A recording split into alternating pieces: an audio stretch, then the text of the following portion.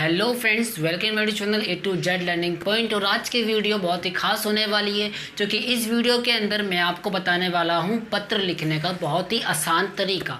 जी हाँ दोस्तों, पत्र लिखा कैसे जाता है, इसका सही फॉर्मेट क्या होता है, इस चीज़ के बारे में आज मैं आपसे बहुत डिटेल में बात करने वाला हूँ। तो बिना टाइम वेस्ट किए आइए शुरू करते हैं इस मज़ेदार वीडियो को।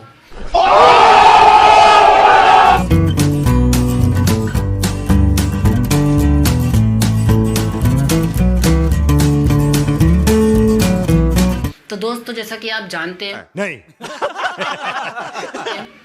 कि नॉर्मली जो पत्र हम स्कूल में करते हैं, जो आपके क्वेश्चन पेपर में भी हमेशा आता है, जिसके बिना क्वेश्चन पेपर अधूरा रह जाता है।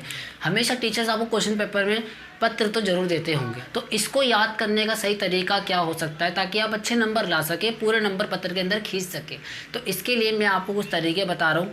तो नंबर 1 हम पहले जान लेते हैं कि इस चीज़ के बारे में कि कॉन्सेप्ट क्या है इस चीज़ के बारे में। तो पहले हम कॉन्सेप्ट जानेंगे पत्र का, फिर उसके बाद हम इजीली इसके बारे में जानना शुरू करेंगे। तो जैसे हम जानते हैं कि पत्र, जिसे इंग्लिश में हम लेटर कहते हैं, पत्र नॉर्मली 2 तरह के होते हैं। एक आप जानते हैं कि औपचारिक पत्र,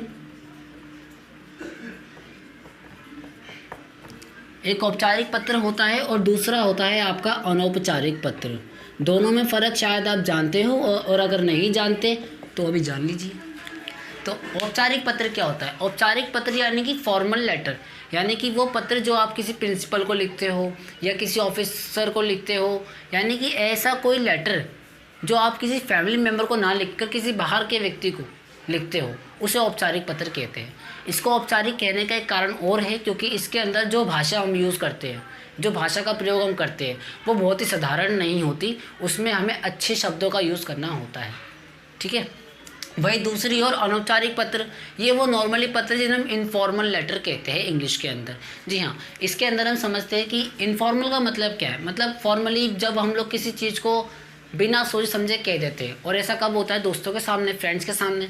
तो यानी कि वो लेटर जो हम किसी दोस्त को या फिर रिश्तेदारों को लिखते हैं, उसे अनौपचारिक पत्र कहते हैं। और आज की इस वीडियो के अंदर मैं आपको 3 पत्र लिखना सिखाऊंगा कि आप वो 3 पत्र कैसे लिखेंगे। तो पहला नंबर 1, औपचारिक पत्र में आप क्या देखते हैं? एक पत्र जो हमेशा आपके एग्ज़ाम में आता है, संपादक को। तो संपादक पत्र को लिखना जानेंगे कि पैटर्न क्या है इसका। और वहीं दूसरी ओर आता है प्रधानाचार्य पत्र, प्रधानाचार्य को पत्र। ये भी पत्र लिखना हम जानेंगे कि इसको भी हम कैसे लिख सकते हैं। वहीं दूसरी ओर हमारा अनौपचारिक पत्र होता है, और ये मैंने आपको बता दिया है कि ये होता है हमारे परिवार में से किसी मेंबर को या फिर हमारे मित्रों को, इनमें से कोई भी। तो इसके ऊपर अभी हम डिस्कस करने वाले हैं। तो मैं आपको बता दूं दोबारा से कि आज हम बात करेंगे पहला संपादक को लिखे जाने वाले पत्र, नंबर 2 प्रधानाचार्य को लिखे जाने वाले पत्र, और नंबर 3 अनौपचारिक पत्र। तो आइए शुरू करते हैं पहले हम लोग संपादक पत्र से।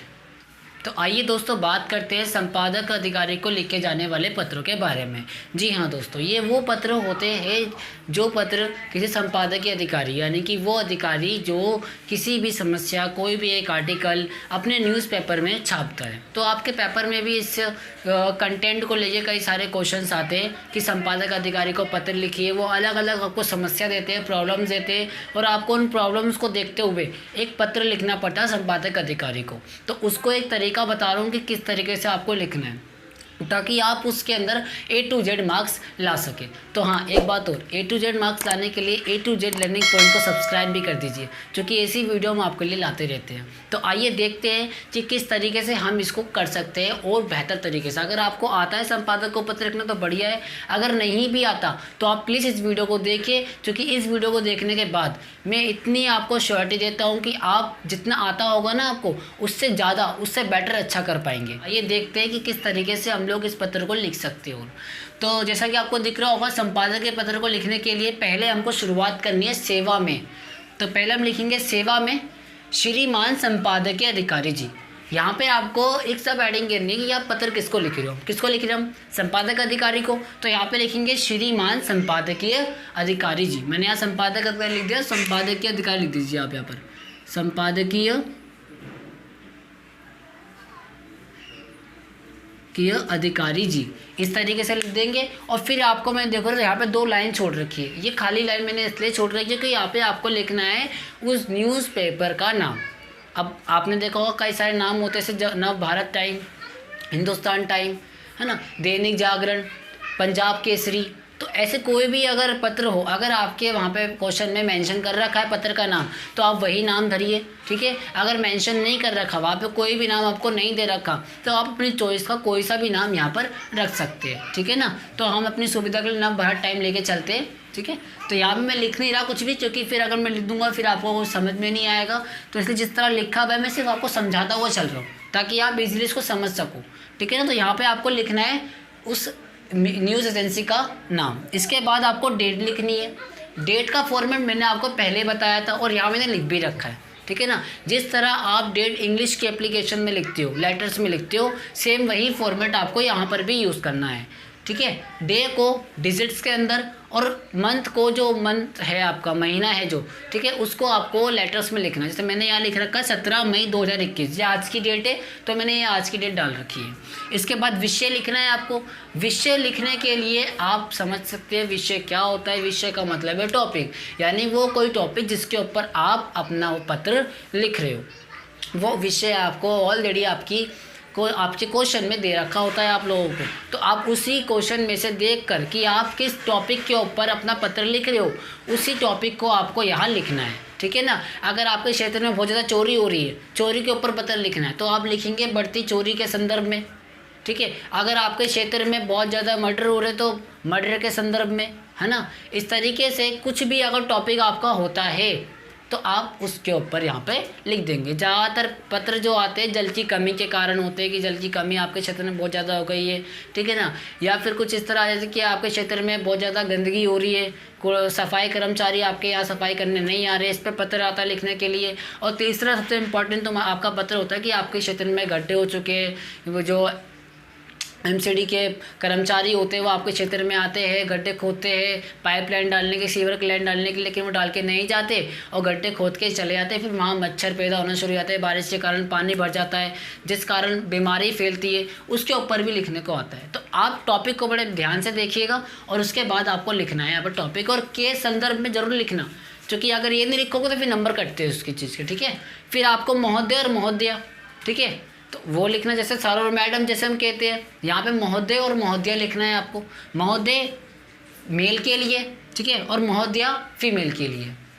इसके बाद आप आगे देखते हैं कि आगे आपकी लाइन है, सविनय निवेदन यह है कि मैं आपके क्षेत्र देश का निवासी हूँ। यानी कि आपको जो मैंने यहाँ लाइन छोड़ रखे देख रहे होंगे, क्षेत्र के बाद आपको लिखना है कि आप किस क्षेत्र के निवासी है, वो नाम भी आप लिखीजिए, ठीक है ना। इसके बाद का निवासी हूँ और इस पत्र के माध्यम से, थोड़ा ये रब हो गया है, ये होगा, ठीक है। इस पत्र के माध्यम से आपका ध्यान हमारे क्षेत्र में हो रही समस्या पर, ये थोड़ा कट गया दोस्तों यहाँ से, तो मैंने यहाँ लिख दिया है हो रही, तो क्षेत्र में हो रही समस्या पर आकर्षित करना चाहता हूँ कि। अब यहाँ तक आपको लिखने के बाद आपको लिखना है अपने आप। जी हाँ, यहाँ तक आपको मैंने लिखवा दिया। अब इतनी 3 लाइन आप अपने पास से डालिए कि आपको किस तरह की समस्या है, किस तरह से आप उसे जूझ रहे हैं और क्या चाहते हैं कि सरकार उसके लिए या फिर संपादक अधिकारी आपके लिए क्या करे। तो उस चीज़ को यहाँ पर आपको 3-4 लाइन में लिख देना है। इसके बाद आप देखते हैं कि अतः मेरा और हमारा, अगर आप पर्सनली लिख रहे हैं वो लेटर किसी को, तो आप मेरा डाल दीजिए वहाँ पर, या फिर आप कम्युनिटी में लिख रहे हैं तो हमारा डाल दीजिए, ठीक है ना। तो मेरा या हमारा आपसे अनुरोध है कि आप इस समस्या को अपने समाचार पत्र में ज़रूर प्रकाशित करें, जिससे इस समस्या पर जल्द ही काबू पाया जा सके। हमें पूर्ण विश्वास है कि आप हमारी सहायता अवश्य ही करेंगे, ठीक है। इस तरीके से आप ये लिख देते हैं तो पूरी की पूरी आपके जो पत्र का फॉर्मेट था वो पूरा हो जाता है। और इन द लास्ट आप देखते हैं कि यहाँ पे आपको लिखना है धन्यवाद, और इसके बाद आपको भवदीय के बाद नाम और फिर क्षेत्र आपको लिखना होगा, ठीक है। तो इस तरीके से आपका पूरा फॉर्मेट हो गया। अगर आप इसके ऊपर कुछ क्वेश्चन चाहते हैं तो मैं आपको एंड में भी कुछ क्वेश्चन दे देता हूँ, आप उसके स्क्रीनशॉट लेके इसके ऊपर क्वेश्चन कर सकते हैं और आंसर लिख सकते हैं अपना आराम से। तो आज के लिए सिर्फ इतना ही।